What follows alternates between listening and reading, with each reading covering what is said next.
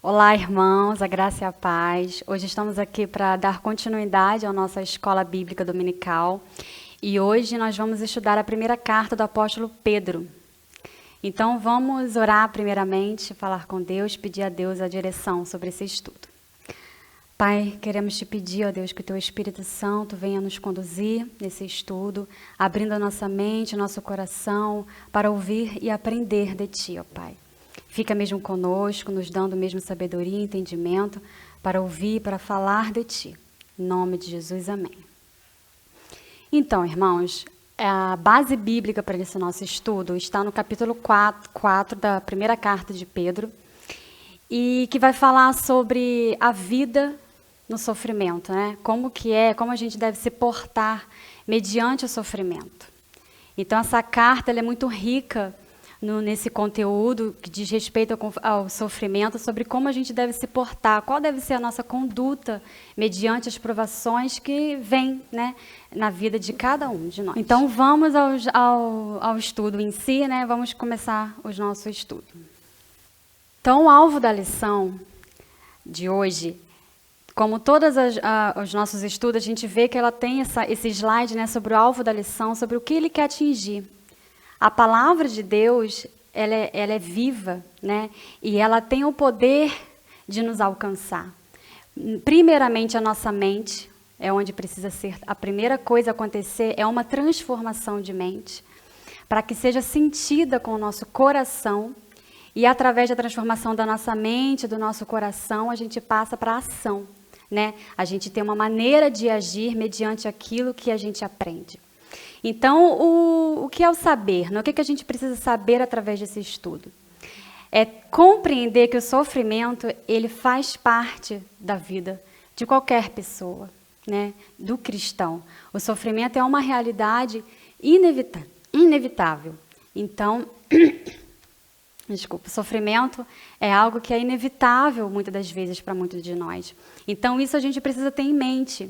Porque a gente às vezes pode achar que por pertencer a um Deus poderoso, um Deus de amor, um Deus que nos guarda, fiel, bondoso, a gente vai estar isento de aflições. Mas Jesus já nos preveu, né, dizendo que no mundo tereis aflições. Então a gente precisa ter isso em mente, muito claro isso para nós, que sofrimento faz parte da nossa vida, né? Então muitas das vezes nós não temos como evitar isso. E através desse entendimento, dessa transformação de mente, desse novo entendimento que a gente passa a ter, o que é preciso a gente sentir? Através desse estudo a gente vai ver sobre que ele fala muito sobre a esperança. A gente precisa reconhecer, ter no nosso coração que a esperança na volta de Cristo traz a coragem diante do sofrimento. Então, é uma esperança viva, esperança naquilo que Cristo fez por nós e ainda fará através da sua volta, né? Então, a gente vai ver no decorrer desse estudo que a esperança é um dos temas muito forte trabalhado pelo apóstolo Pedro. E mediante esse sentimento, né, essa compreensão com a nossa mente, o que a gente precisa agir? Como então agir, né? Como então passar a viver? A gente adota uma postura de santificação, submissão e serviço como forma de lidar com o sofrimento. Então, a gente também vai ver que essa carta ela vai tratar muito da doutrina da fé e da conduta cristã, né? Qual é a nossa postura mediante o sofrimento. A primeira epístola de Pedro, ela aborda de uma forma muito rica, porém resumida, o ensino, a doutrina da fé e da conduta cristã, como eu falei. Então, reserva grandes valores à fé cristã, né? Também, ele traz muitos conselhos práticos de como a gente deve enfrentar os problemas, as nossas provações, à luz da volta de Cristo, né? Então, essa carta, ela tem muita riqueza de conteúdo sobre como a gente viver os dias maus, né? Em que a gente coloca ali a nossa fé, a nossa esperança e como a gente expressa isso. Porque no que eu creio, né? Em quem eu creio, é por isso que eu viverei. Então, a fé e a ação, ela anda junta, né? A gente passa a viver, a nossa forma de viver, a nossa maneira de lidar com as questões da nossa vida, revela muito da nossa fé. Então, ele vai falar que quando a gente passa por provações, a nossa fé, né, ela vai ali estar revelada na nossa maneira de agir.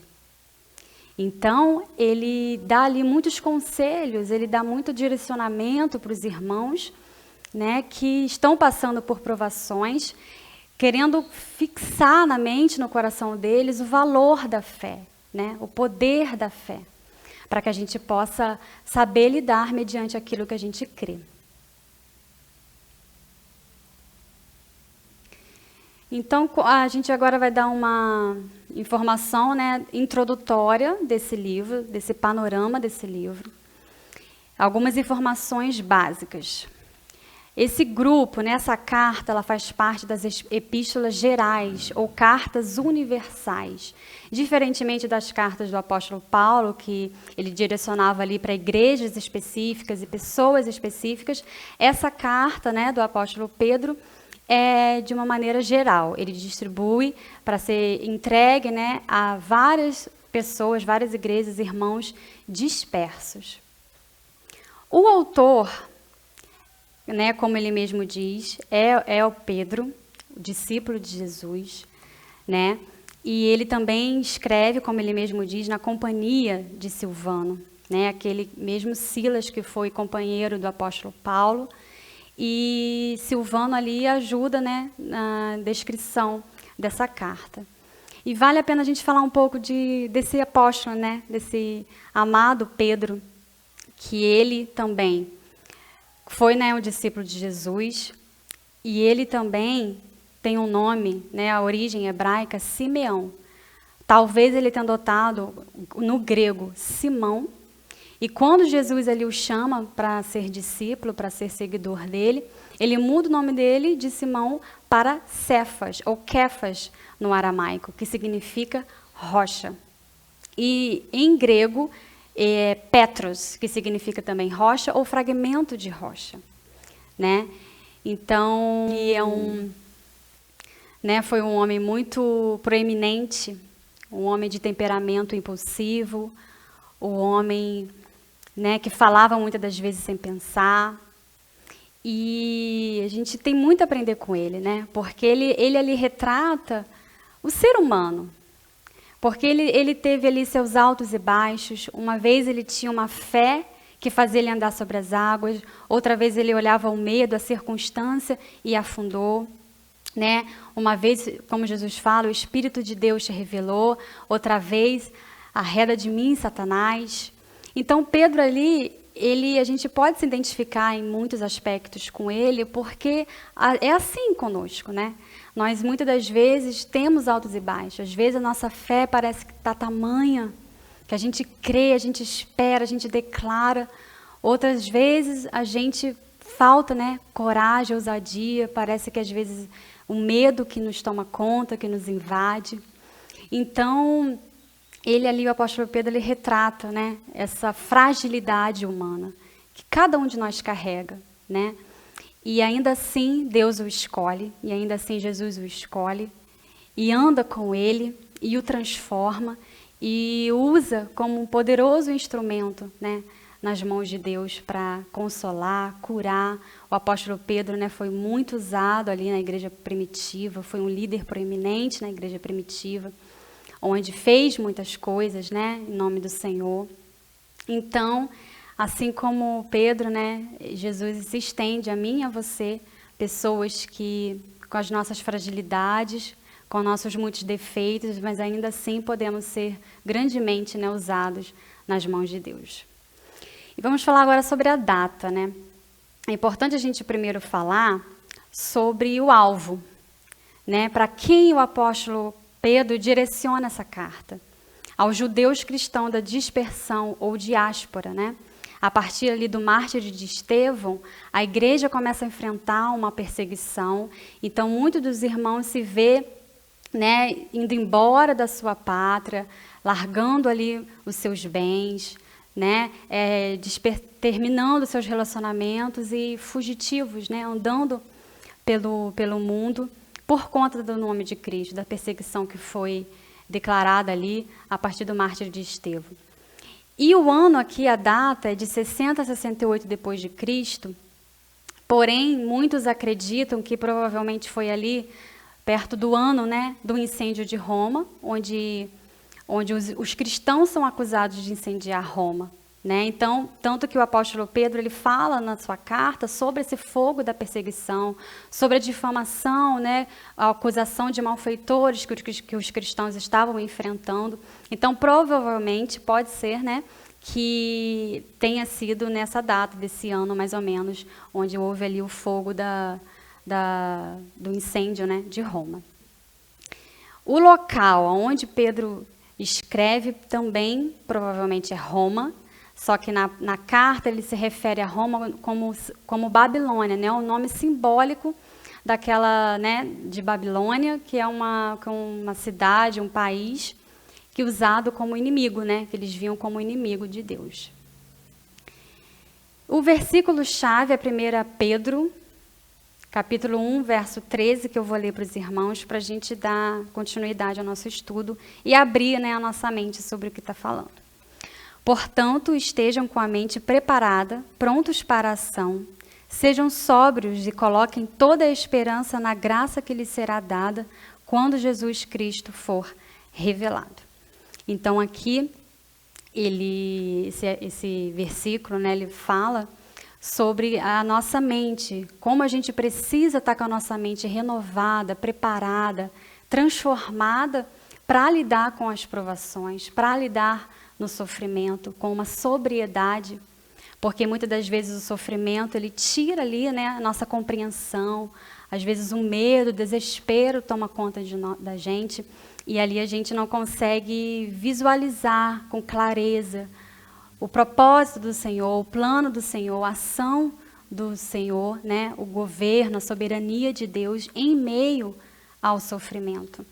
Então, ali o apóstolo Pedro, ele trabalha muito assim no entendimento dos irmãos, para que eles possam entender, tirar mesmo o alvo ali, o foco do sofrimento e olhar para algo muito maior que está diante deles, né, no momento. E a expressão-chave é consolação, né, na esperança, mediante a ressurreição de Cristo. Então, essa carta, ela fala muito sobre a consolação, sobre a esperança, né? Pedro encorajando ali, fortalecendo os irmãos, mediante o sofrimento que eles estavam enfrentando. Então, aqui temos um esboço do livro, né? Dessa carta que se divide em 5 capítulos, onde aborda temas como salvação, santificação, submissão, sofrimento e serviço. Então, aqui, logo no capítulo 1, ele vai dizer assim: eleito segundo a presciência de Deus Pai, em santificação do Espírito, para a obediência e aspersão do sangue de Jesus Cristo. Aqui ele dá a identidade do povo de Deus, né? Eles são eleitos segundo a presciência. Antes da fundação do mundo, já existia esse plano de salvação. E todos que creem no nome de Jesus, são salvos por ele, estão inseridos dentro desse plano. Então, Pedro, no intuito de animar os irmãos, de resgatar, né, a fé deles, ele identifica, né, ele relembra que quem são os irmãos? Quem são? Quem somos nós? Nós somos eleitos, nós somos salvos, nós somos povo adquirido, escolhido, nação santa, como ele vai falar mais para frente. Então, ele ali resgata, né, a identidade do cristão. E uma vez salvo, como deve ser essa expressão? Qual a evidência de um salvo? É onde ele vai falar que é na santificação. Né? Uma vez salvo e tudo bem, eu vivo da minha maneira? Não. O salvo, ele tem uma expressão, ele precisa ter ali uma maneira de lidar, uma maneira de viver, uma evidência de que ele é um salvo. Então, isso se dá através do processo de santificação, onde entra ali a ação do Espírito Santo na nossa vida, agora trabalhando e agindo em nós. Onde, dia a dia, ele vai derramando no nosso coração o amor a Deus. ele vai nos ensinando sobre a sua palavra. E ali a gente vai cada vez mais inclinando o nosso coração para as coisas de Deus. Porque o apóstolo Pedro, no decorrer da carta, ele vai falando que a gente precisa estar com os nossos olhos fitados em Deus, né, nas coisas de Deus. Cada vez mais se desgarrando, né, dos valores desse mundo, das paixões, dos nossos prazeres. Ele trabalha muito isso, né, na mente dos irmãos, que agora a gente, como eleito e forasteiro, né, somos peregrinos, não somos desse mundo, mas não, né, não pertencemos a ele, tem uma pátria, tem uma herança reservada para nós. Então aqui, embora eles ali perdendo seus bens, né, embora os irmãos sofrendo, não se apegue a essas coisas. O apóstolo Pedro anima os seus irmãos nesse sentido, não se apegue, porque nós somos forasteiros, nós somos peregrinos.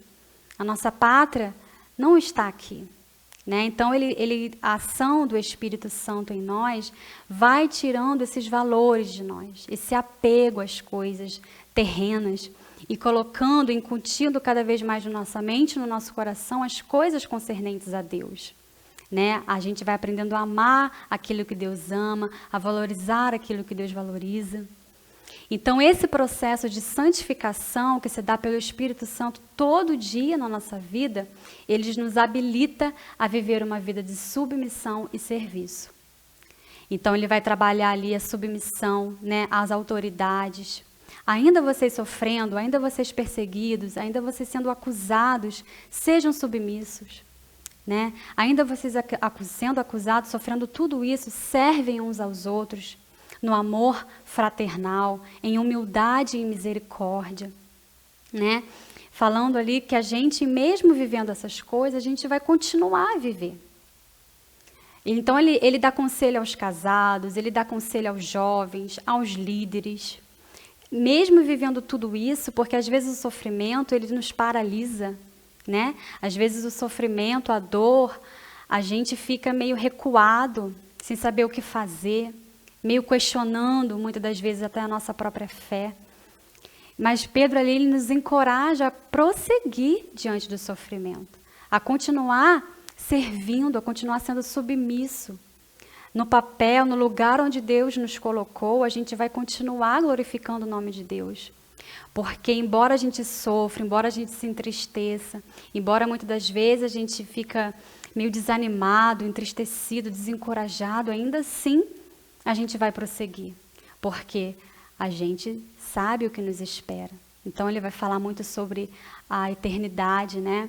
Sobre essa herança que nos foi reservada.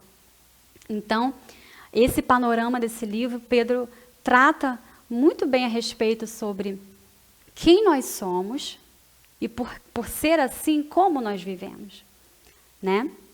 Então vamos dar continuidade aqui. Então aqui Pedro, ele encoraja e consola os irmãos que viviam em constante sofrimento, né? Ali eu fico lembrando, né, imaginando Pedro escrevendo essa carta, lembrando das palavras de Jesus para ele, né? Pedro, quando voltares para mim, ou em algumas traduções, né, quando se converteres, fortaleça teus irmãos, né? Consola teus irmãos. Então as provações muitas das vezes vêm na nossa vida e a gente também Deus usa isso para a gente servir de consolo, né? De encorajamento para os irmãos que estão passando também por problemas. Então ali Pedro, em obediência a Jesus, ele com essa carta consola os irmãos e se estende a mim e a você hoje, né? Onde o sofrimento, ele faz parte, ele é uma realidade, mas ainda assim a gente anda junto, ainda assim a gente caminha, porque nós temos ali a graça do Senhor atuando na nossa vida. Ele também, essa carta, ela dá muita ênfase à graça de Deus, a graça genuína, que é todo o recurso necessário, todo, né, o maná de Deus que nos provê para viver diante das nossas provações, né? Tudo que precisamos para viver, para reagir, o Espírito Santo disponibiliza, a graça do Senhor disponibiliza para nós. Então aqui nós também podemos ser, né, consolo, instrumento de consolo para muitos irmãos. Então, conforme vimos, ele trabalha ali um ensino sobre o sofrimento, né? É fortemente trabalhado o sofrimento, né? Por conta da situação que aqueles irmãos estavam enfrentando no momento. Então, ele tenta ali o tempo todo consolar os seus leitores, né? Confortar, trazer ali uma palavra de esperança. E apresenta também a ordem natural da vida cristã. É o sofrimento e depois a glória, né? A nossa leve e momentânea tribulação não se compara à glória que há de ser revelada. Então, Pedro ali, ele tenta trabalhar ali na mente e no coração dos irmãos que o sofrimento faz parte, mas sim, virá a glória. Ele tem prazo definido para acabar, né? A dor, o mal, ele não vai durar para sempre. Então, por isso que Pedro, ele o tempo todo ele trabalha nessa questão da fé e da prática e da conduta cristã. A teologia, aqui nesse slide, temos a teologia do sofrimento, né? No presente, o sofrimento é algo real, é algo que faz parte da vida cristã. Mas ele tem um prazo estabelecido para terminar, né? Ele não vai perdurar para todo sempre. Então, hoje nós temos o sofrimento, mas haverá um dia que ele será eliminado. E também nós somos coparticipantes com Cristo nos sofrimentos, né? Coparticipante é participar com. Cristo está conosco no nosso sofrimento, né? Ele sofreu, ele é o nosso maior exemplo no sofrimento. Então, sofrer por causa de Cristo, a gente deve exultar, né? O apóstolo Pedro ele vai falar sobre uma alegria indizível, algo que vem de dentro, que está no nosso ser, entranhado em nós, que por poder fazer parte desse sofrimento com Cristo, a nossa alma ela se alegra, né? E isso só é possível, meus irmãos, através da vida com Deus, dia a dia, o Espírito Santo trabalhando no nosso coração, tirando cada vez mais o nosso foco, o nosso olhar para essas coisas do mundo, essas coisas terrenas, e colocando o nosso foco nas coisas de Deus, né? E porque é muito melhor que a gente sofra por praticar o que é bom do que praticar o que é mal, sofrer por praticar o que é mal. Então ali Pedro, ele coloca ali para os irmãos que há uma virtude, há uma alegria muito grande quando a gente sofre em nome de Cristo, né? Por causa de Cristo. Aqui nós temos o versículo que diz assim: por isso também os que sofrem segundo a vontade de Deus, encomendem a sua alma ao fiel Criador na prática do bem. Ou seja, o apóstolo Pedro, o tempo todo, ele fala que o que mais importa é a salvação da nossa alma. Por mais que a gente sofra nessa vida, por mais que muitas das vezes o nosso corpo perece, a nossa alma, ela já está encomendada a Deus, né? Então, ele dá muita ênfase na salvação da nossa alma, na salvação eterna da alma. Que isso deve ser a nossa maior alegria, né? A nossa maior alegria é o perdão dos nossos pecados e, por conta disso, a salvação da nossa alma. A vida eterna que teremos com Deus para todo sempre. Então, isso deve ser o que mais nos alegra.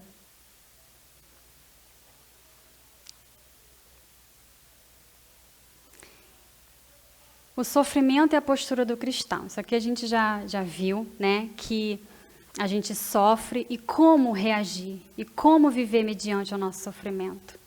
Através da santificação, submissão e serviço, né?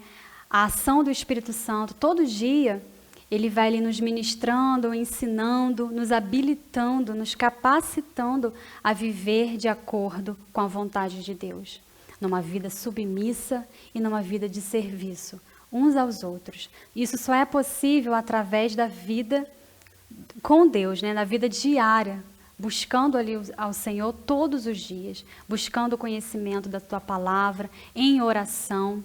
Isso só é possível viver diante do sofrimento, tendo essa postura, através da vida com Deus, né?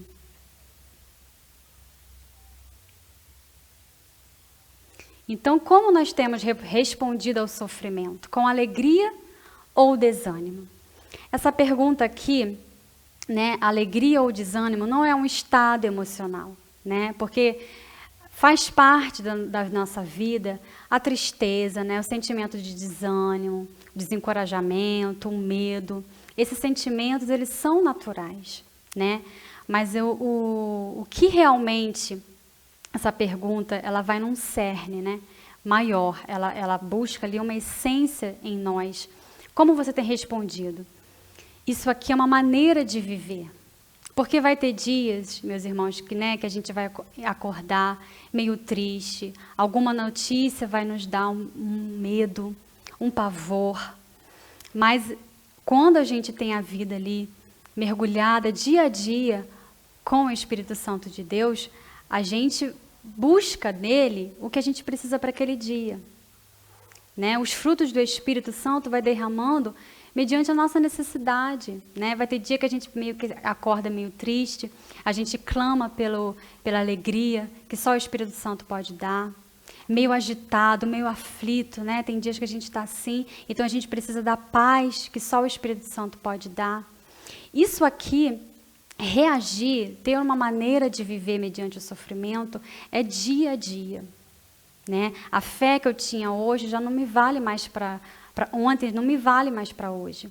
Eu preciso buscar, eu preciso ter essa continuidade, essa intimidade na minha relação com Deus, para que eu consiga responder as minhas questões diariamente. Né? Então, isso daqui é algo que vem dentro de nós, né? Não é um estado emocional. Então, como nós temos respondido?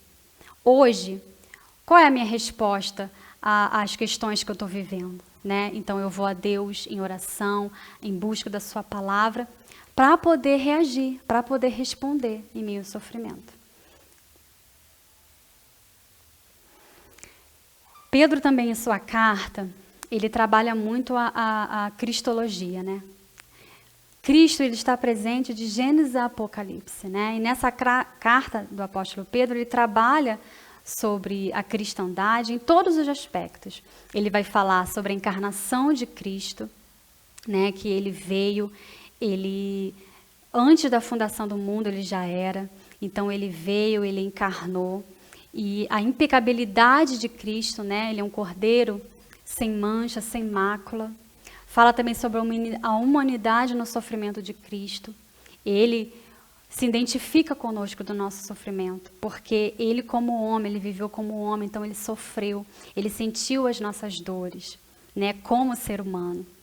E também ele, sem pecado, né, ele reagiu, ele foi acusado, ele foi insultado, ele foi maltratado, mas ele ali não pagou o mal com o mal. Antes ele esperou na justiça, na reta justiça de Deus que julga todas as coisas.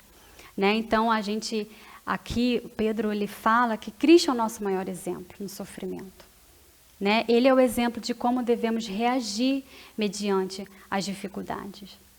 Vai falar também sobre a morte de Cristo, a ressurreição, a glorificação. Né? Cristo, ele morreu pelos nossos pecados. E a ressurreição nos possibilitou uma nova vida, né? Glória a Deus, graças à ressurreição de Cristo, nós temos a chance, a nossa alma, de viver eternamente ao lado de Deus. Né? Antes condenados ao pecado através da ressurreição e morte, né? Ele pagou ali o preço para nos libertar, para nos dar a vida eterna. Ele vai falar também sobre a glorificação de Cristo. Né? Hoje ele está sentado à destra de Deus, cheio de poder e autoridade, onde foram subjugados sobre ele, né? Sujeitados sobre ele anjos, principados e potestades. E ele também vai falar muito sobre a volta de Cristo, né? A esperança que ele trata muito nessa carta, ele está em quê? Em Cristo voltar, né? Em nos buscar, em dar um fim a todo sofrimento, a todo mal e dor. Então ele trabalha bastante essa cristologia em sua carta. Aqui ele vai falar sobre os dons espirituais. A gente sofre, mas a gente continua a viver. E a gente, né? Deus, ele derrama ali os dons sobre cada um de nós para que a gente possa servir uns aos outros, ser bons despenseiros ou administradores da multiforme graça de Deus. Cada um, né, na sua particularidade, Deus, ele nos usa para o serviço dele. A gente vai continuar servindo a Deus, ainda no sofrimento. A gente vai continuar glorificando a Deus com aquilo que ele mesmo nos deu. Então, quem fala, ele orienta, que fala de acordo com os oráculos, com os mistérios de Deus. Quem serve na força do Senhor, né? Para quê? Para que Deus seja glorificado através da nossa vida. Então, Pedro ali, ele encoraja a gente a continuar vivendo uma vida que agrada, que glorifica a Deus, mesmo em meio à dor.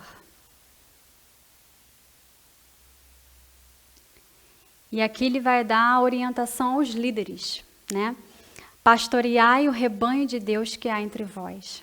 Aqui Pedro também, ele cumpre, né, aquela palavra de Jesus, quando ele fala, aquele diálogo de Jesus com ele, né? Me amas, Pedro? Apacenta minhas ovelhas. Né? Então aqui, Pedro, ele encoraja os líderes a pastorear o rebanho, não por constrangimento, né? Não por obrigação, não por imposição, não como dominador, não por interesse próprio, mas de boa vontade, mas de espontaneidade. Né? Só um coração que ama ao seu Senhor é capaz de pastorear dessa maneira, né? De boa vontade. Porque ele fala aqui, né? Logo que o Supremo Pastor se manifestar, recebereis a inacessível coroa da glória, né? A incorruptível coroa da glória, reservada àqueles que andam segundo a vontade de Deus, que cumprem os seus propósitos, né? Há algo muito maior que nos aguarda. Mesmo enquanto aqui a dor, o sofrimento, né? Quantos líderes, né? Às vezes não reconhecem, não conseguem assim ter de volta, né? Tudo aquilo que eles tanto fazem pelo rebanho, mas Pedro ali, ele encoraja que há uma coroa, né, de glória para cada um de nós, né, para aqueles que realmente se disponibilizam a servir por amor, mesmo às vezes não recebendo ali o reconhecimento, aquilo que precisa. Pedro ali, ele encoraja os irmãos a permanecer fazendo aquilo, tudo que faz para a glória de Deus. E aqui, 1 Pedro para hoje, né? Então é um excelente manual de combate pela fé e perseverança diante das lutas. Aplique seus ensinos na vida e verá Deus agindo em você, né? Então a carta ele fala muito sobre a fé e perseverar, em permanecer caminhando, resistindo, né? Servindo, sendo submissos, fazendo a vontade de Deus, mesmo em meio à dor. E isso é feito dia a dia. Não é algo que eu aprendi, que eu sei e pronto, né? Eu aplico. Isso é algo que é uma busca constante ali através do Espírito Santo, com o Espírito Santo, para que ele possa mesmo nos fazer resistir os dias maus, dia após dia. E a conclusão aqui é que Pedro fala aqui, vou ler aqui para os irmãos. Pedro deixa claro que uma vida marcada por sofrimento também é fruto da graça de Deus. E que mesmo em meio a tais conflitos, todos que estavam em Cristo poderiam desfrutar da sua paz. Então aqui nós vemos que a graça de Deus, ela é o nosso tesouro. A graça de Deus, todos os recursos que Ele nos disponibiliza para viver diante do sofrimento, para reagir ao sofrimento, isso é maravilhoso demais, irmãos, né? Essa graça que nos foi disponibilizada através da morte e ressurreição de Cristo nos possibilita a reagir em meio à dor, né? E faz a gente desfrutar de uma paz que só o Espírito Santo pode dar. Não vem da circunstância, não vem daquilo que eu estou vivendo, que eu tenho, mas vem do próprio Deus, né? Eu fico imaginando aqui Jesus, né? Quando Jesus fala ali para Pedro, Pedro, né? Eu te digo que tu és Pedro. Tu és Petros, em grego, né? Que significa fragmento de rocha. Você é pedrinha, você é frágil demais, né? mas sobre mim, sobre esta pedra que sou eu, Jesus falando, eu edificarei a minha igreja. E sobre ela o inferno, as portas do inferno não prevalecerão. Né? Então Pedro ali lembrando desse momento, fico imaginando Pedro lembrando desse momento. Ele tinha essa certeza, essa convicção que a igreja ela não seria destruída.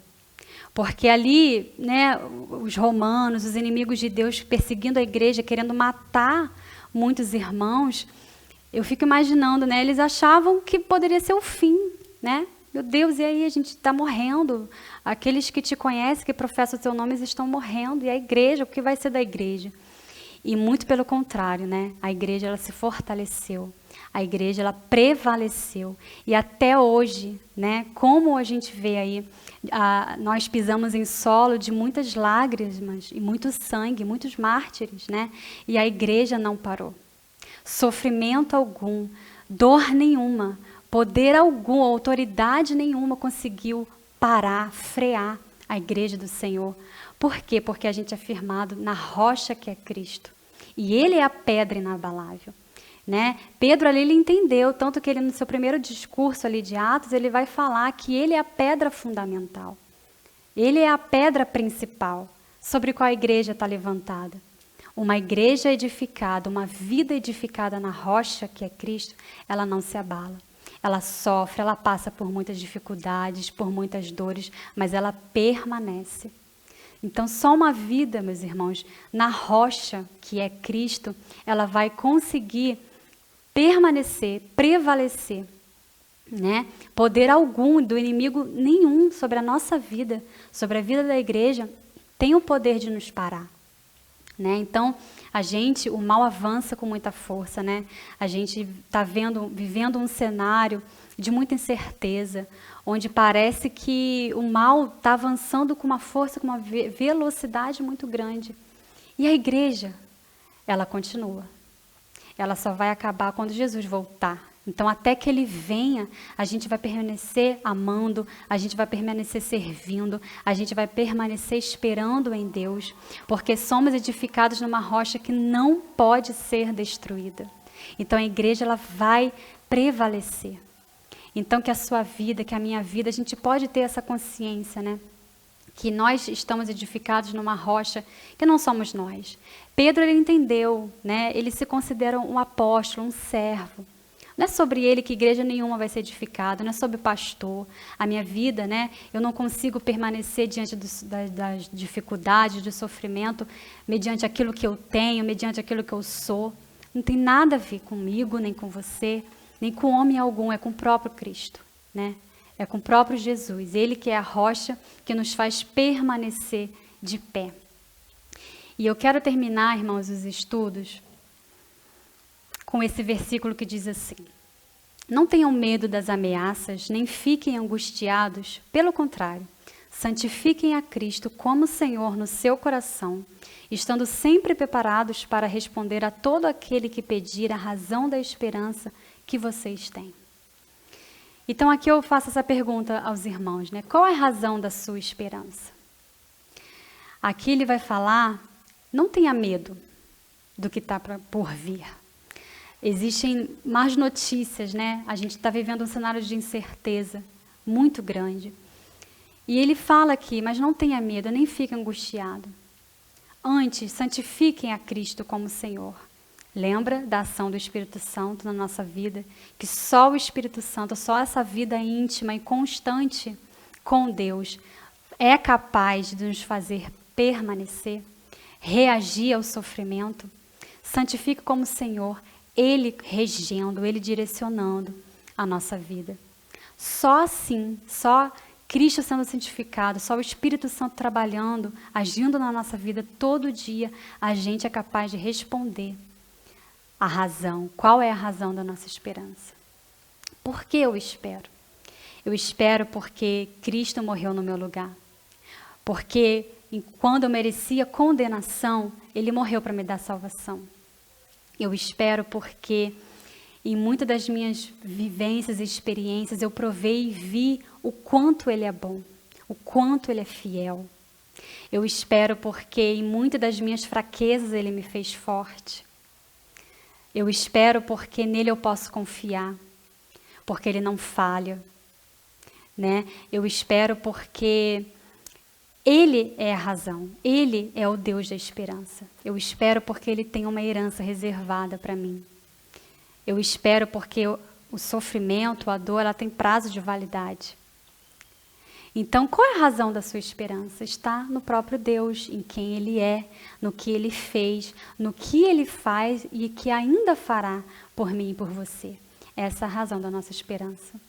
Então, que os irmãos possam ficar com essa palavra, né? Sabendo que essa carta ela é muito rica, ela nos encoraja, ela nos dá um novo olhar para o sofrimento, né? Nos dá uma nova perspectiva, um novo sentimento. E porque eu entendo, e porque eu passo a ter esse sentimento no meu coração, eu passo a agir, a ter uma maneira de viver, uma expressão de vida condizente com aquilo que eu creio. O Deus da minha fé, né? Então, que os irmãos possam ter mesmo a resposta para dar. Todo dia, né? Essa resposta a gente precisa ficar se perguntando e dando todo dia, porque vida com Deus não é estática, né? Ela é constante. Então, que os irmãos mesmo enchem o coração de vocês de consolo, de paz, de esperança, que o Espírito Santo possa mesmo nos ajudar, nos fortalecer a viver e permanecer mediante ao sofrimento. Vamos orar para finalizar? Pai, eu te agradeço, Pai, por essa palavra, porque o Senhor é o Deus da nossa esperança, porque o Senhor é aquele que nos consola. Obrigada pela tua palavra, obrigada pela vida do apóstolo Pedro, Pai, que tanto nos consola com essas palavras. Obrigada porque sabemos em quem esperar, porque a nossa vida, ela não vai ser destruída, porque a nossa alma, ela está encomendada, a nossa alma é tua, ó Pai. Muito obrigada por tudo que aprendemos e que o Senhor nos ajuda mesmo a cada dia te ouvir, te buscar, para receber aquilo que o Senhor tem para cada um de nós todo dia. Te agradecemos em nome de Jesus. Amém.